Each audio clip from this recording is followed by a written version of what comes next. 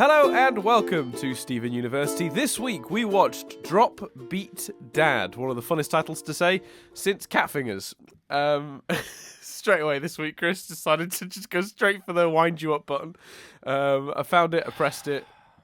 How are you feeling? I don't know what to do when you do this, because I think we all know how I'm feeling. It's not that people are angry with you, Dan. It's that they're disappointed. That's fine. I can deal with that. You know what's weird? Slight little small tangent to begin with. It's weird how, like, I like how you said that. Like, a small tangent to begin with, but don't worry, guys. We'll be back on track, mate. At this point, like,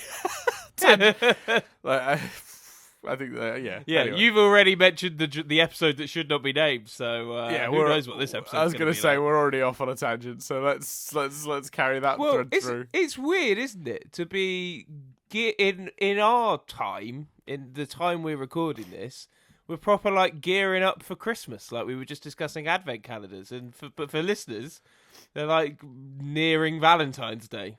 I think it'll be January the 30th for people when this goes out. But if you want to feel like a little bit of time travel Christmassy, guys, this is me opening the first door of my advent calendar. A day late, admittedly, but there you go. Yeah, look at that. And the listeners of this podcast won't know your aversion and love for cheap calendar chocolate. So yeah. That's weird. Well, when I was younger, I guess my parents just was, oh man, that's got a tang to it. That chocolate, that's proper cheap chocolate. That is. Chocolate. Yeah, if it's the calendar, I think it is like. I saw it in a shop. I saw it in a shop where I would not like. I don't mean to cast aspersions on your lovely girlfriend of 10 years, but yeah. I saw it in a shop that would suggest she really didn't spend that much on your Justice League calendar. No, she didn't. And the whole idea of her getting to be a Justice League calendar is amusing in itself because historically I've not enjoyed the DC films, but I was surprisingly impressed with Justice League. I say impressed. It wasn't terrible. Like, that's the level. The dream. Yeah, that's the dream. The dream is that it wasn't a nightmare. So, yeah, I find more on that on, what is it? Nothing But Static 136, I believe? We talk more about that. So, find Dan's Justice League thoughts on the website if you want. But, but when I was a kid, I guess I only ever got cheap calendars. Oh, don't make it about that. Don't be like... No. I'm saying... So to me, though... Poor child growing up in Ireland, Chris, and all we could eat... That's not what I'm getting at. All we could eat was the Argos calendar. My point is that, to me, that is part of the calendar experience, because that is what I had when I was younger, and it's like a weird, like, not tradition, but it's just a thing I've gotten used to. Therefore, to me, if a calendar don't have cheap chocolate in it, it's not... If you give me, like, a Cadbury's thing, I'm going to give you a strange look. Fair enough. That, by the way, can I just say that, like, for any Irish listeners listening, Dan did actually grow up in Ireland. That's not me just being like, what's the most stereotypical poor upbringing I could give, Dan? I know. Like, that's a factual thing. I mean, I don't know what Chris is talking about. That's like me going, you find it weird. I absolutely grew up in England. He's making it up, guys. You did not. You've discussed it on other episodes. That's like me going to the cinema, like, because I didn't have a cinema as a kid. Going to the cinema is still like a big deal for me. I'm still like, I get like cinema excited. Yeah. Are you feeling that way this morning on your, with Thor Ragnarok on the horizon? Yeah, I'm about to see Thor. I am. I mean, unfortunately, we're not going to get to go because this episode's going to have to be like 40 minutes long to make up for this half an hour tangent at the beginning about chocolate. But it's only been a few minutes. Kids. Should I explain what the episode was about? You should. Yeah. Should I explain about our amazing moment this morning when I messaged you yesterday and said, drop beat dad, yeah? And you were like, yeah. And then this morning you were like, shit, no, it's Stephen Floats. Wait, no, it's not. And I was like, yeah, Dan, do you remember last week that episode where Stephen floated? That was called Stephen Floats, and I just got the vibe that you did not appreciate that sarcastic humor. I liked that, but my honest reaction was, like, I understood your joke. You're going like, hey, Dan, remember that episode, the one we watched and talked about last week? Honestly, Chris, I do not remember that. I don't remember watching it. I know what happens in that episode. I've seen that episode. I don't remember discussing it. I genuinely have no memory of that podcast, and that is concerning. It was good. I liked it. It was a good episode. Yeah. Should we talk about that again, just to fill in my memory? Yeah. So Stephen floated. No. So this week's episode is called Drop Beat Dad. It's about sour cream. I was close with my prediction. You were. You were not far off. Were you happy to see sour cream straight up when this episode opened? Yeah, I was. Yeah, that was cool. Yeah. That was good. So sour cream is Stephen is acting as his roadie, and they're going to put on a gig. Basically, sour cream has a moment with Yellowtail, his dad, where it becomes apparent that they're bickering because stepdad. Sorry, that's key. Bickering because Yellowtail wants him to be a fisherman, and sour cream's like, no, it's all about the music. Then they bump into Greg. Greg sort of indicates by his mad rush for them, thinking they're customers, that maybe stuff isn't going so well for him business wise. It's subtle, but it's there. Building layers for later. And then this big ass tour bus appears for like a promoter, which seems weird. Though I suppose that makes a bit more sense at the end. And it's Marty, his old manager, and it's revealed that Marty is Sour Cream's dad, which we didn't know, did we? We did. No, we did. We talked about it. Okay, fine. We talked about that, right.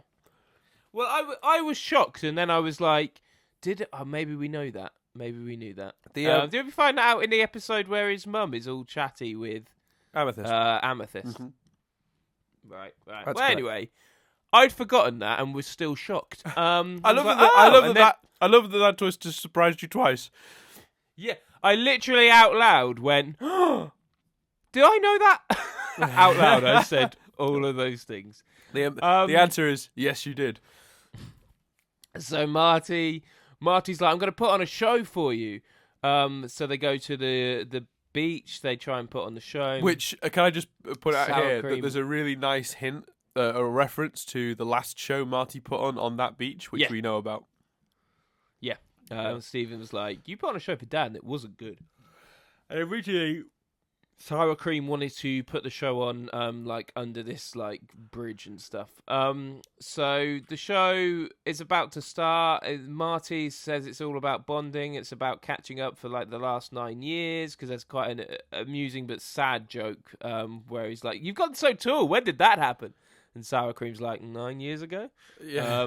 Which is intense. Yes, sad and funny all at once. Yeah. Yeah. And then it turns out that Marty's just using the show to promote his guacamole-based drink, which is made 100% from concentrate.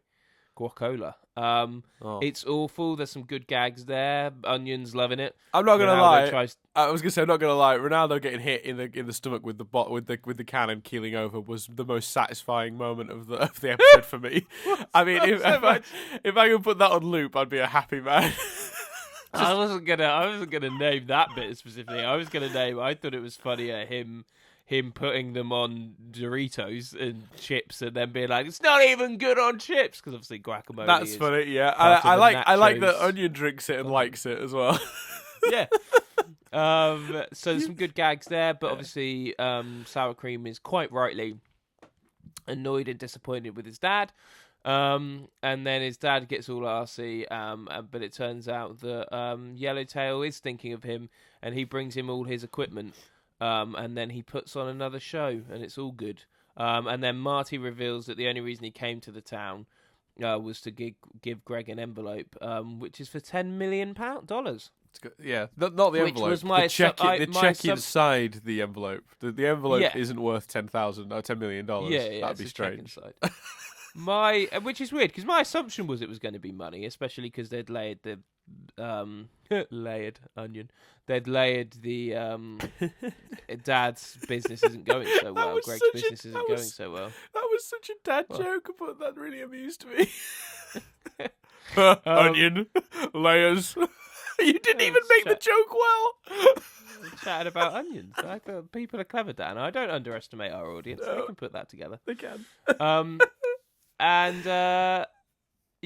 so it was weird, because I was expecting it to be money, but I was a bit like, that's quite a lot of money. Can you explain? I mean, presumed it's some sort of royalties thing, but was one of Greg's songs a massive hit without him knowing it?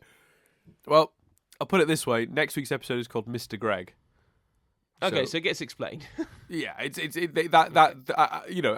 know. Sorry if everyone thinks this is a spoiler. I would disagree. I think because I think next week's episode is a continuation from that point. So the check is the leaping off point for next week's story, in my opinion. Cool. And so they do explain how that is possible.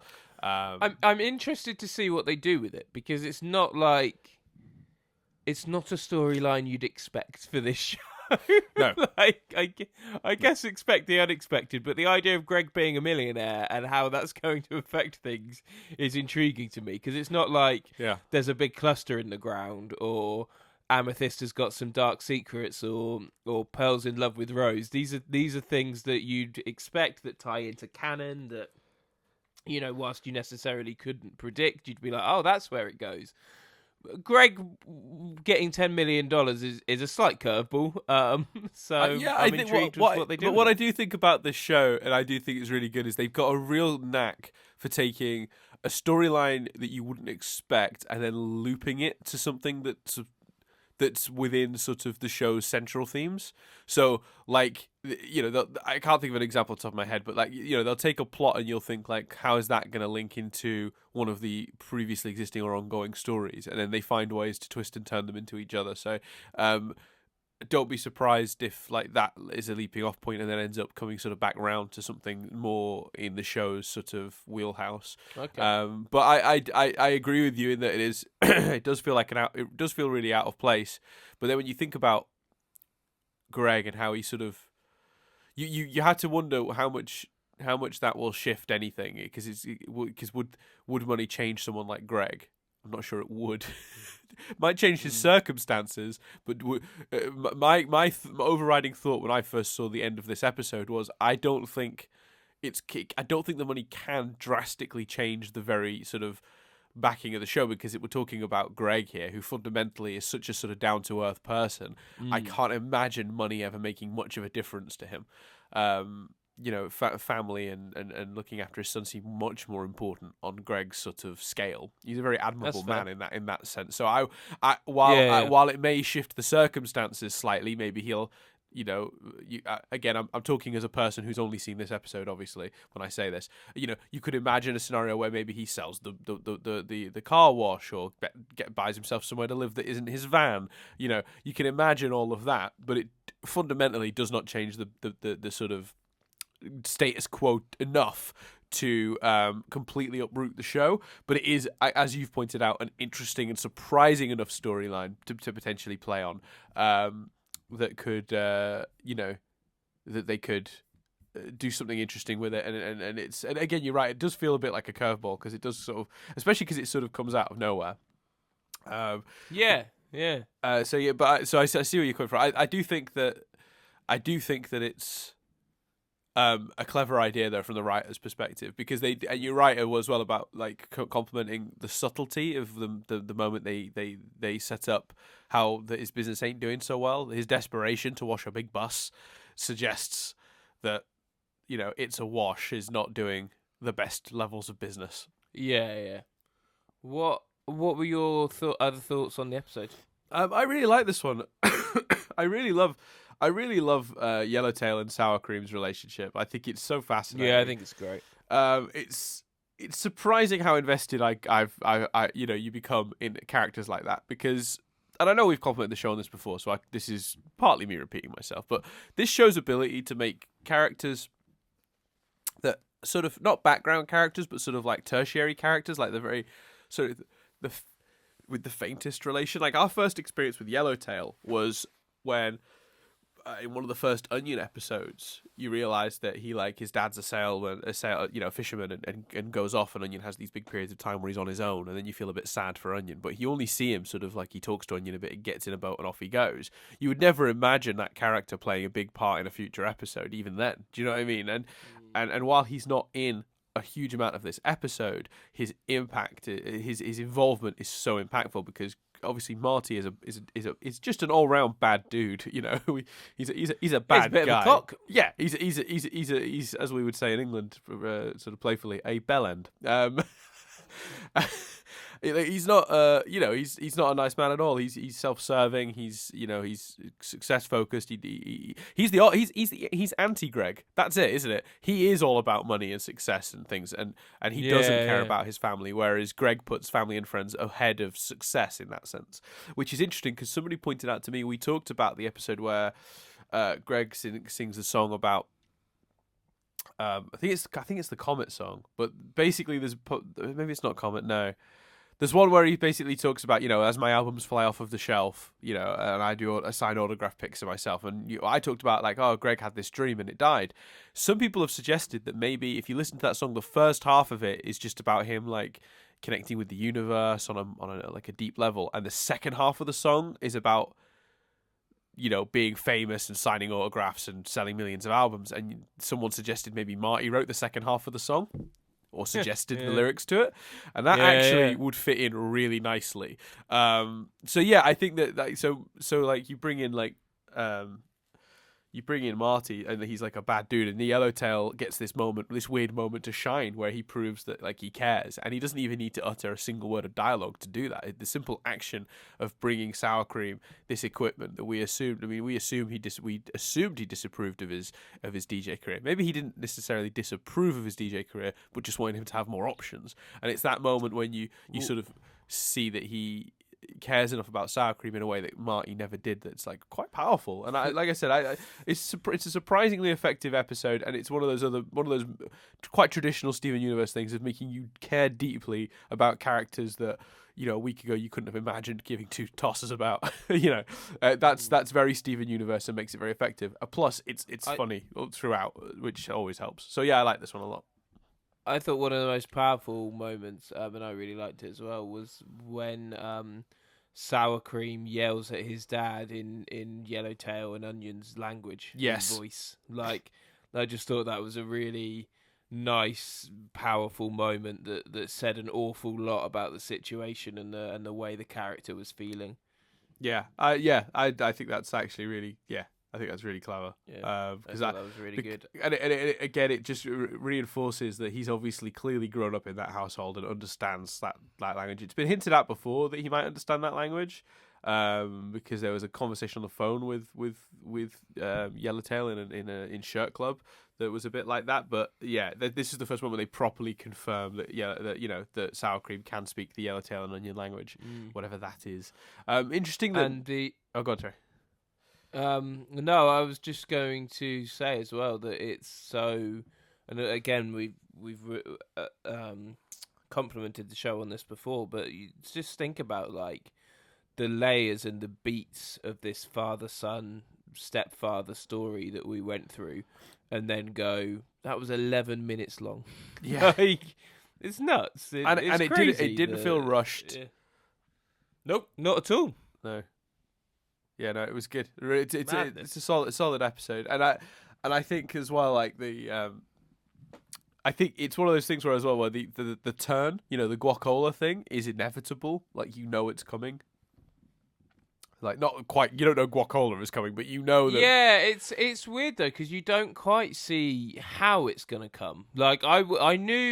I didn't think for 1 minute that he was going to be a good guy, and I was pretty sure that he was going to prove to be a shit and Yellowtail was going to prove to do something good. And that's not an insult, by the way. That's how that story should go. And I don't think it's always fair to go, oh, well, you could see that coming as an insult. I think sometimes it's you could see that coming. Well, yeah, that's because that's what the audience want, prick. Yeah, but sometimes as well you can see that coming is because they're building tension. There's at no point does this episode make any effort to make you legitimately believe Marty might be a good guy. The tension is in what way is he about to screw over Sour Cream, or in what way is it he's too slimy to ever be. You can't redeem his character at this point, especially after the way he treated Greg in that earlier episode. So you're sort of in a situation where no way would the audience ever have a moment of maybe he's all right now. So instead, what you can do is you can use that to your advantage, and you can sort of not build up not too much tension, but there's a level of anxiety to this episode because you're just well, how is he going to screw over Sour Cream? I really want Sour Cream's rave to go well. What's he gonna? What's this this bastard gonna do? So you're sort of watching it with that in mind the whole way, which actually, in my opinion, adds to the episode rather than being a criticism that you can sort of see it coming. And what he does is spectacular because it takes over the show. It shows that he was just using his show as a promotional opportunity. It injures and makes the audience ill. Like, it just, so many, like, it's so spectacular. Like, you're just like, oh, wow. And it proves that the key thing for me is that it proves he has absolutely no interest of any kind in his son's music. And that's the reason Sour Cream sort of reacts positively to Marty, is because Marty takes an interest in his music where Yellowtail has previously not demonstrated that, you know. So it feels like Marty is supporting his dream, whereas Yellowtail, you know, is has been encouraging him to become a fisherman. But when you get to the end of the episode, you think maybe Yellowtail was just doing that as a sort of, you know, to make sure that Sour Cream had options rather than just because he's not interested in the music. I love as well that they didn't go down because as like Marty was making stuff bigger and bigger and bigger, and you kind of wondered whether they were going to go down the Sour Cream gets nervous and it's all too much route, and maybe Marty would push him on because he needed him for the promotional opportunity or something like that. But I'm so glad. I think it's so cool that they didn't go down that route because obviously they've kind of done that story already with Sadie. With Sadie, I was just about to say that and her mum. So I just love that they just found a different route and took it in a different direction and stuff. Yeah. I don't normally do a quote of the week on this podcast, Chris, but for me, it's got to be. well, hold on. On Fringe Observers, I give you a little theme tune every week for quote of the week. Yeah, I wasn't sure we were going to do that. Okay, for those who don't know, on our other podcast, Fringe Observers, I do quote of the week, and Chris gives a little made-up theme tune for that segment. Do you want to? You can do it if you want. Or you feel better if you get to do a theme. Yeah. All right. It's different every week. Are you ready? Are you ready for it? Down. Get ready for it. Down. Boom, boom, boom, boom, boom, boom. It's quote of the week. Hi, I'm Dan, and welcome to Quote of the Week. This week sponsored by That Little Ditty, which is a real toe tapper. The Quote of the Week this week. That was a real good one, Chris. I like that you gave it a bit of extra oomph, like on Stephen University, and put no effort in at all on Fringe Observers. Let me tell you, they have been, if you thought that was weird and crap, they have been poor on Fringe Observers. Really quite bad. They're amazing for all sorts of reasons. Anyway, for me though, the moment this week that I was just like, I was the line of music that had me in the line of dialogue. I mean, Stitches was when Marty looked at his equipment and goes, "This is it. It's so puny. I mean, what is this? A concert for ants?" And Stephen replies, "We can invite some ants." To which Sour Cream responds, "Ants, uncles, music is for everybody." Yeah, that was good. Which is one of my legitimately one of my favourite lines in like the history of the show. Like I laughed so hard I had to pause the episode.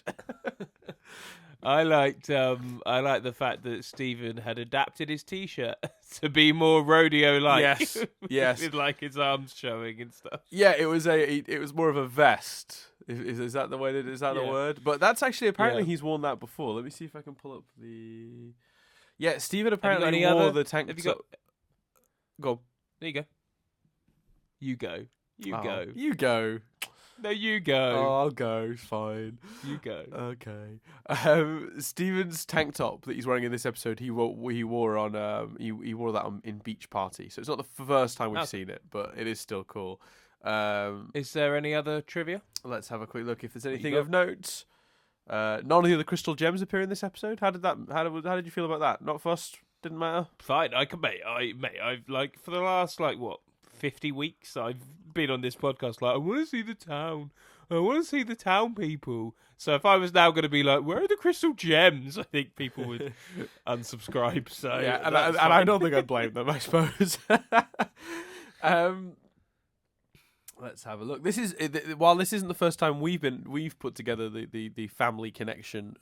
This is actually apparently the first time Stephen realizes those two are related. Yes, yeah. He did say that. What do we think to all the hints to Stephen being super strong? I just thought it was amusing, especially when Marty was like, Wow, what is Greg feeding that kid? Yeah. Apparently, this isn't the first time. I felt when I first watched this, I remember feeling a bit like, well, they kept that power hidden, that he's super strong.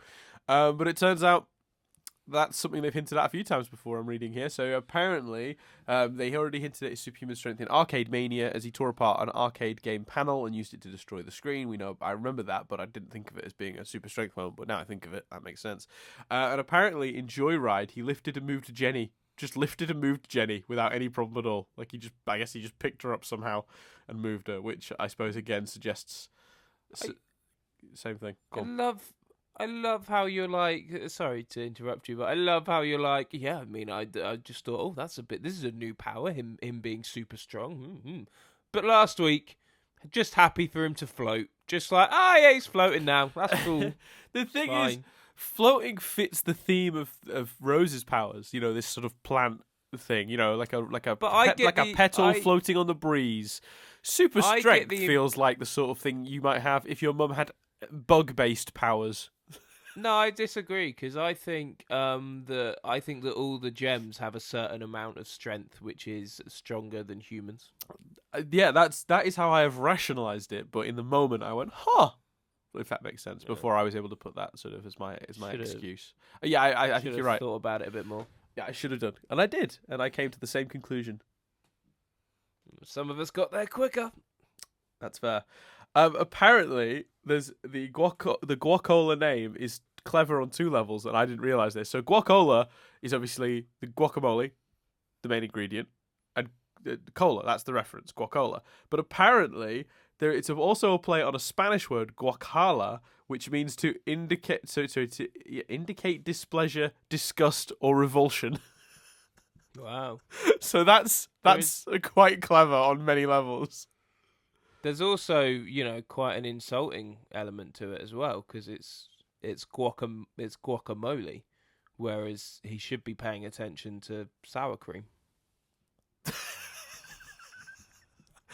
don't know why I find that funny. That shouldn't be funny. That's a bad joke. On all levels. They're both toppings on nachos. Yeah, it's true. I get it. It's just that's quite a dad joke, but that has amused me. That was me trying to be like genuinely think I was being quite clever and like analysing. They've chosen a similar condiment. He's of course that Marty did marry again, and he has sour cream has a stepbrother called Salsa. Yeah. And of course, his third child is guacola. Like that, he considers that a child. And some would say that the way Beach City is laid out makes it look a little bit like nachos. There's no middle ground with nachos. You either get like amazing nachos or shit nachos. It's true. That is true. Yeah, that is true. Carry on. Is that everything? Did we do it all? I mean, overall thoughts, Chris? Just overall, I'm guessing. I think I peaked. I think I peaked at my sour cream guacamole comparison, but you shat on it. Are you now scared to say anything else because you don't want to undo the peaking? You don't want to end on a low note. You want to make sure you end on the high. So you're trying not to say anything now. No. I think it's one of those ones where the main thing is it's hilarious and very heartwarming and emotional for an 11-minute animated show, and those are the big things. It's an impressive script, this one, and back to the townies, which is exactly what you were after. Yeah, definitely. Yeah, cool. So does that make last week's episode? Gems, Dan. Mr. Gems. I'm joking. Does that sort of like? Does that make you feel a bit like as well that they earned last week? Then now they've done that. Do you because last week you were a bit like, yeah, he's back in the town, but there weren't much of the town's people. So do you feel they've sort of like coming the way they've come around to it? Are you more okay with that now, or do you still feel that last week's episode was slightly misplaced? Or looks like when you're trying to prove me wrong, your memory of last week's episode is fine. You know what's funny, actually? It was halfway through this episode and I didn't say it because you were making a point at the time, but I suddenly went, oh yeah, because it was the bridge episode. We talked about that and I nearly uttered that out loud, but you were making a point and I didn't want to derail us. I remember. Even at the beginning, I referenced something we talked about last week. Yes, no, I think, it does, absolutely. But, I was one round to that point anyway, in the course of our conversation. So, gotcha. but yeah. Yeah, halfway through the podcast, I remembered. Well, I remembered that part of it. I still don't remember the details. I can't remember hardly anything we said other than like a few of the points now. Sorry.